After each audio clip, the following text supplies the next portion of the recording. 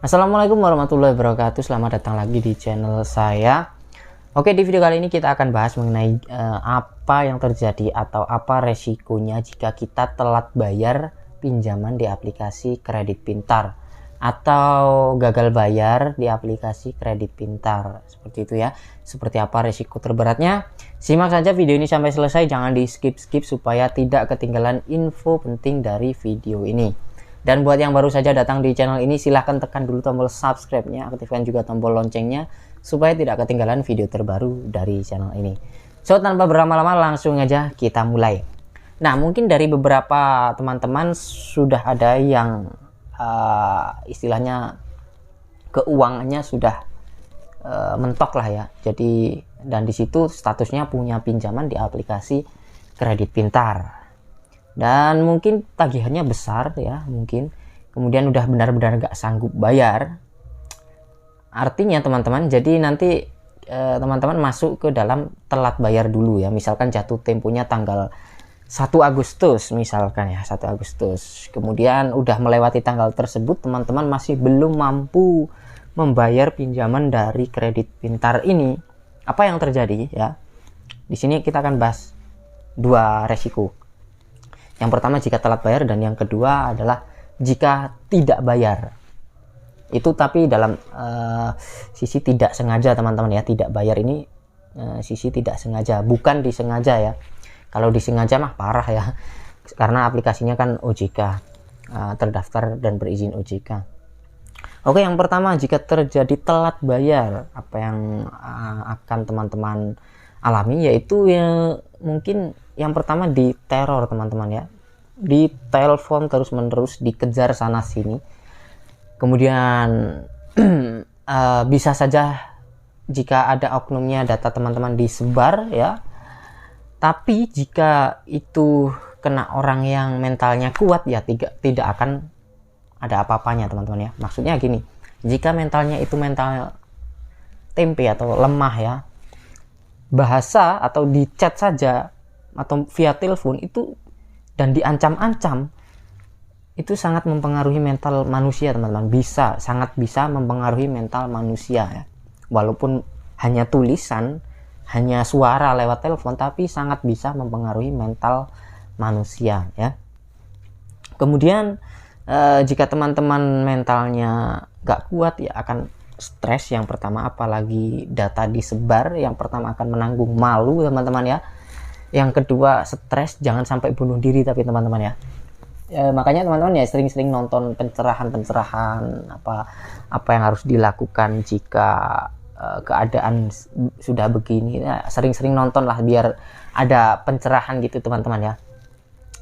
Kemudian yang kedua yaitu jika tidak bayar ya teman-teman, tidak bayar dalam di sisi ketidaksengajaan. Jadi begini teman-teman, sebelum saya jelaskan itu, saya jelaskan untuk aturan dari OJK yang saya ketahui ya. Di dalam aturan OJK, fintech lending yang sudah terdaftar itu harus mematuhi aturan dari OJK. Jadi di aturan OJK itu fintech lending tidak diperbolehkan lagi menagih nasabahnya atau menagih debiturnya jika sudah melewati 90 hari sejak tanggal jatuh tempo. Paham ya maksudnya ya? Jadi misalkan jatuh tempo itu tanggal 1 Agustus tadi ya misalkan. Kemudian teman-teman masih nggak mampu bayar sampai 90 hari sudah lewat ya. Itu artinya si kredit pintar ini tidak diperbolehkan atau sudah tidak berhak lagi menagih si debitur atau nasabah tersebut. Itu aturan dari OJK teman-teman ya.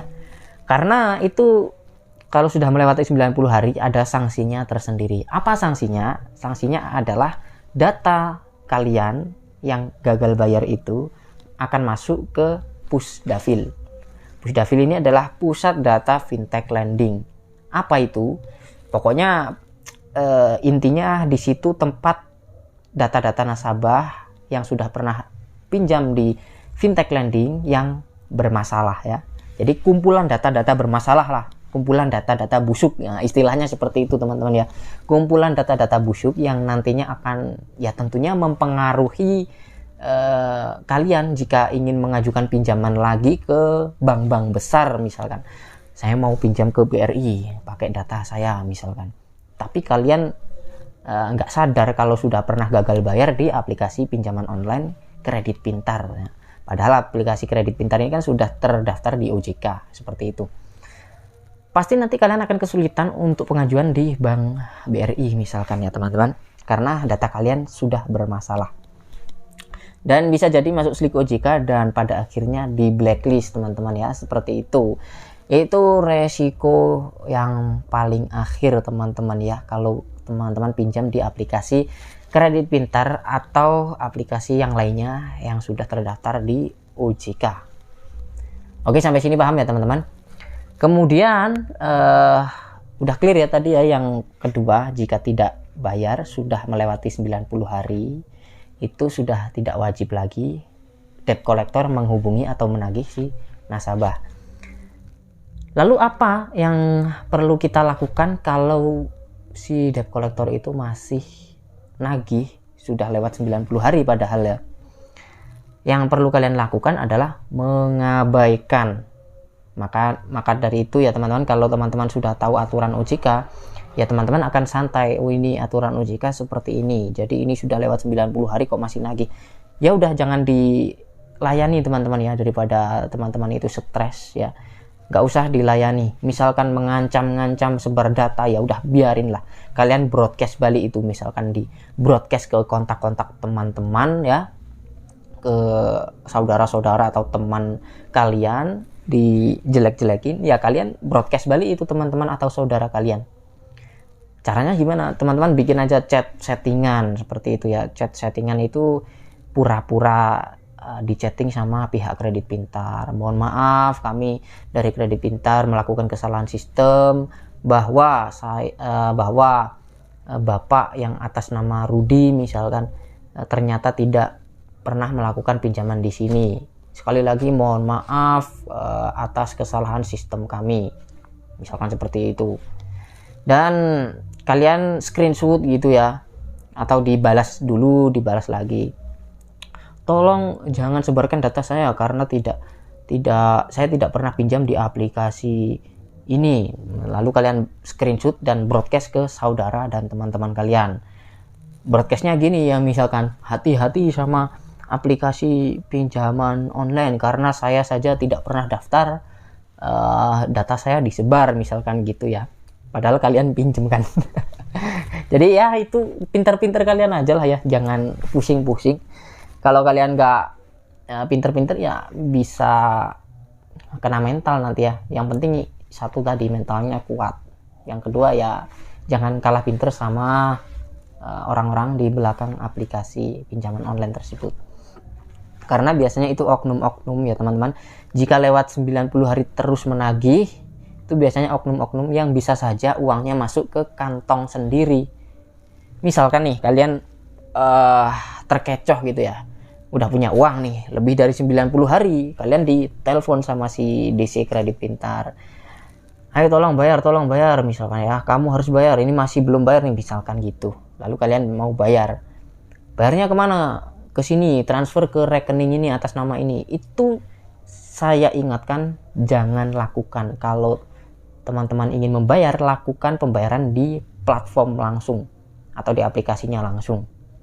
Kalau bayar melalui DC itu sangat beresiko teman-teman ya. Sekali lagi saya ingatkan, sangat beresiko. Jangan sekali-kali kalian bayar pakai atau transfer ke nomor pribadi seseorang. Oke, kalian catat itu ya, supaya tidak terjadi hal-hal yang tidak diinginkan.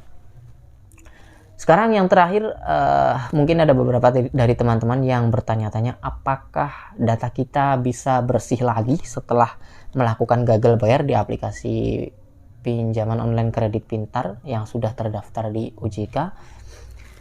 Jawabannya bisa teman-teman ya, data kalian itu bisa bersih lagi. Asalkan teman-teman ya melunasi pinjamannya tadi ya. Setelah pinjamannya dilunasi, misalkan kalian udah telat setahun, lalu teman-teman punya keinginan untuk melunasi, ya lunasi saja. Setelah dilunasi nanti mungkin kurang lebih, kalau yang saya tahu sekitar 2 tahun, data kalian akan fresh lagi karena sudah tidak ada masalah lagi di fintech lending. Seperti itu ya. Kalau sudah fresh ya artinya kalian mau ngajuin di mana aja ya enak ya teman-teman, karena datanya bersih. Oke, mungkin segini dulu ya teman-teman ya yang bisa saya bagikan di video kali ini. Semoga bermanfaat. Terima kasih yang udah dukung channel ini dan sampai jumpa lagi di video selanjutnya.